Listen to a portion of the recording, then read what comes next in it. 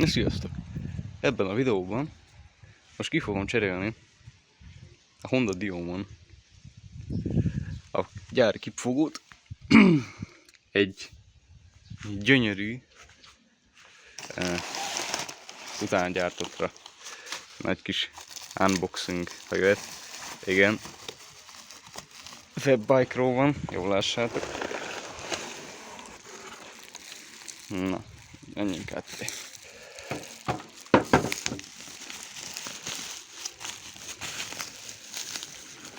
Van itt rajta egy ilyen rozsdamentes takaró, ez csak egy ilyen védő film rajta.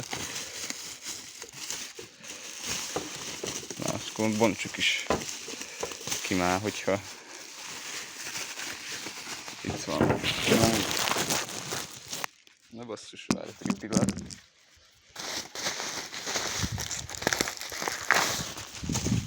Na. Hoppá, kartondózza előtt. Na. Itt van a kis kipfogócskánk. Ami elég meggyőző. Én nem tudom, ez brutálisan nagy ez a kipfogó nyílás. Ez egész cső, ami itt van. De szerintem vastagabb, mint amúgy a gyári. Ami nem feltétlenül baj. Csak érdekes azért, hogy nem is tudnék kipfogó, hanem csak egy sima pótló kipfogó. Ahogy kíváncsi leszek amúgy, hogy jobban fog-e menni esetleg tőle a motor, mert ez beszarás lenne tényleg. Hát azért... Na. Nem fókuszál be. Semmi? Jó van. Talán így. Na. Ott azért láthatjátok azért... Hát itt van nagyon festéshiba, itt hozzáértek. De ez a legkevesebb, tehát amennyi pénzért ezt a kipfogót vettem, ennyire csoda volt egyáltalán, hogy kipfogót kapok. Tehát... Ez brutális. Ahhoz képest. Hát azért vannak kétségeim egy kicsit már. Mondjuk itt ez a heggesztés, ez eléggé kicsi. Meg azért itt sincsen nagyon heggesztve fönt. Tehát remélem, hogy nem fog leszakadni. Reméljük. De ez határozottan vékonyabb ez a konzol tartó. De ami teljesen belefér. Ugye egyáltalán nem gyári alkatrész.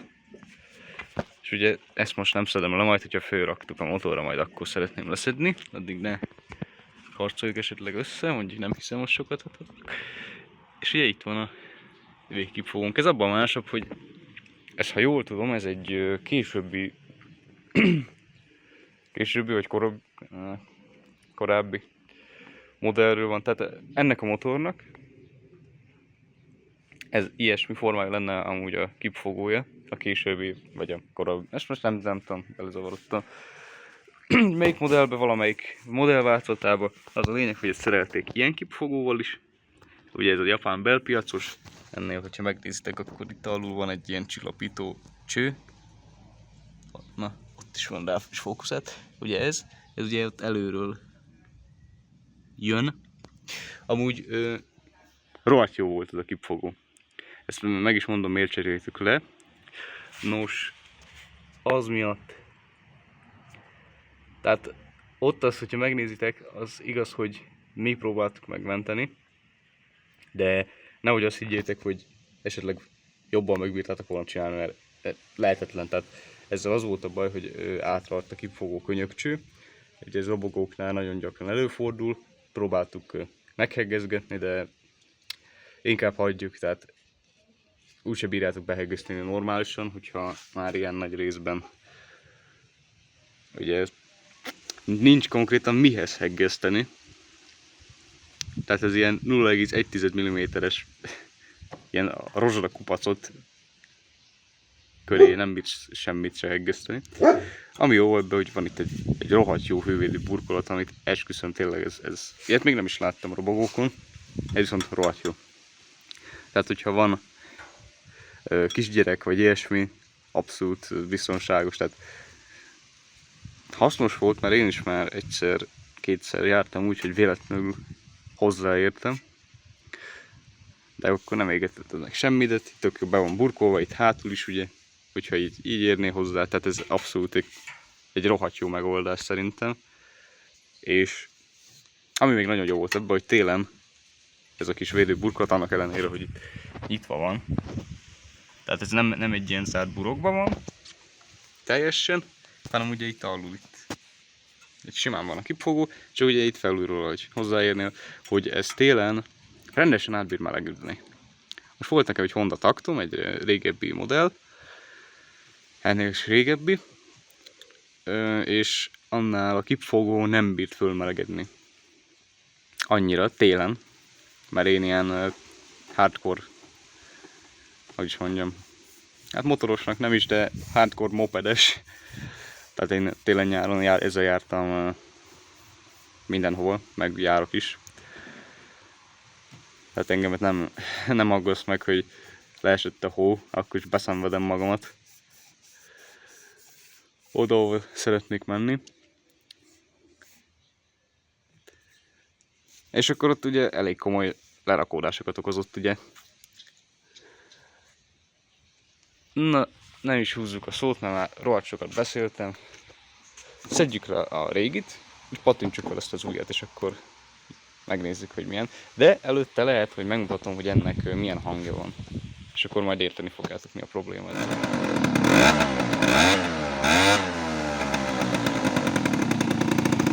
Na, ennyi elég is volt ebből. Tehát olyan hangja van, mint egy kiherült kipfogónak. De dobnak nincsen semmi baja, csak itt a könyöknek. Ami elég nagy kár, mert amúgy tök jó lenne, hogyha lehetne kapni mondjuk direkt egy ilyen könyökcsövet. Wow. Na odaassatok, figyeljétek már milyen fasza. Tök jól néz ki szerintem. Várjatok közben minden fényre. Impozáns. Azért. Szinte biztos, hogy be fog mattulni majd a használatot után. Hát, mármint arra gondolok, hogy könnyen felszedi a piszkot. Tehát ez nagyon jól néz ki. Szerintem amúgy annak ellenére, hogy csak egy ilyen sima rozsdamentes lemez van ráhajlítva. De nagyjából amúgy megfelel a gyárnak. Tehát lemértem is ez a kipfogó végcső és ugyanakkor a átmérőjű. Ez itt elől még nem tudom, hogy ugyanakkor lesz-e, de majd ezt is megnézzük. Na, le is szedtem a régi kipfogót. Ugye itt láthassátok az asztalon. Itt van az új kipfogónk.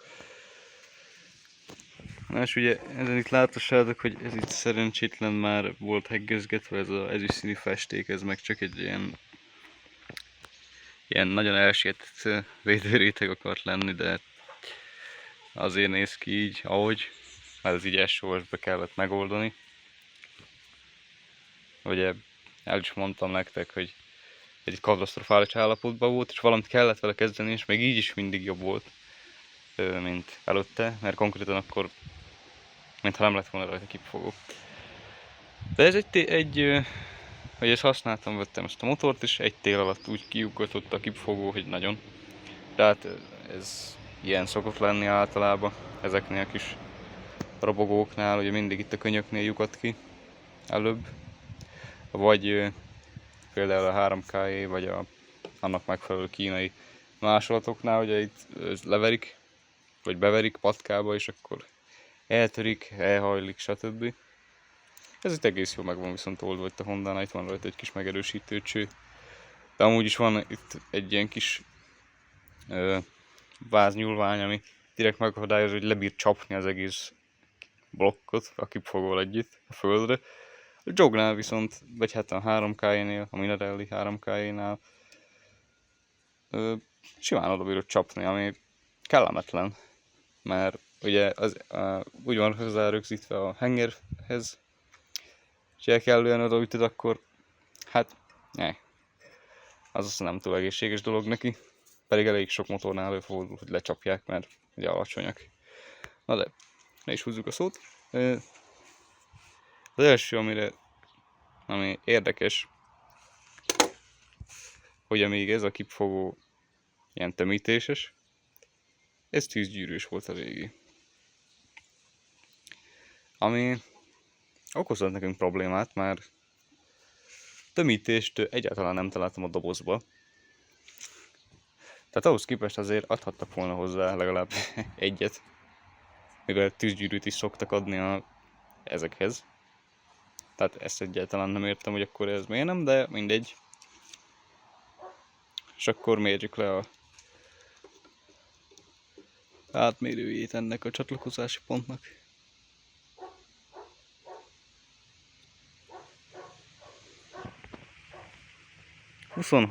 még átkerekítve 26 mm.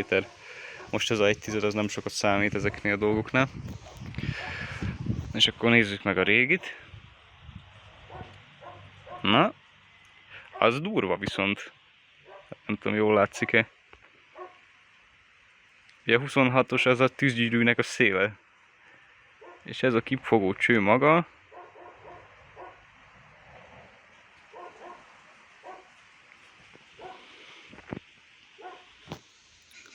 Ez egy 22 mm körülbelül. Most így kerekítve, most nem állok neki. Tudom, hogy nem pontos meg minden, de nagyjából lehet látni a különbséget azért. Ez sokkal nagyobb. Ez a rohadt nagy ez a csőnek az eleje.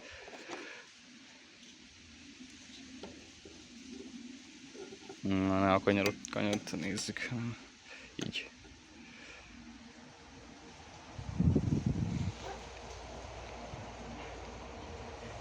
Hát 28,5 körülbelül durván.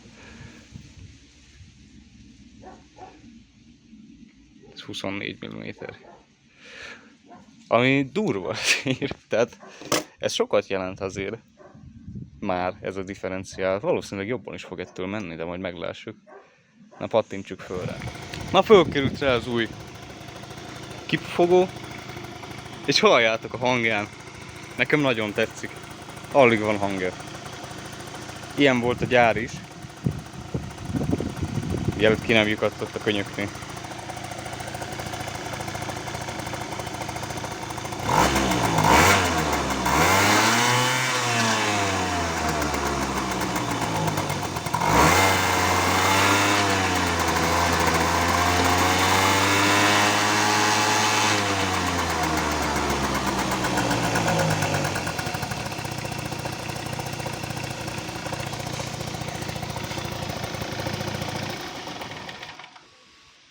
És ugye most tökéletesen tömít.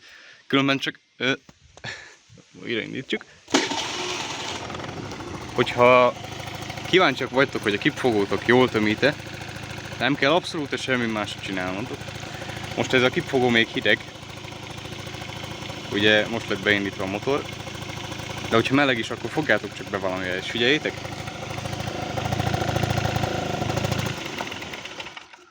És figyeld. Most újból megmutatom.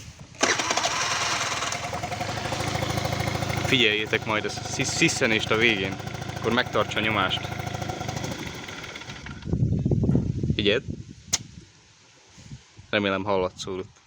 Tehát ez, hogyha így megtartsa ezt a nyomást, így teszitek vagy befogjátok ugye a kipfogócsőt, és megtartsa a nyomást, akkor jól tömít.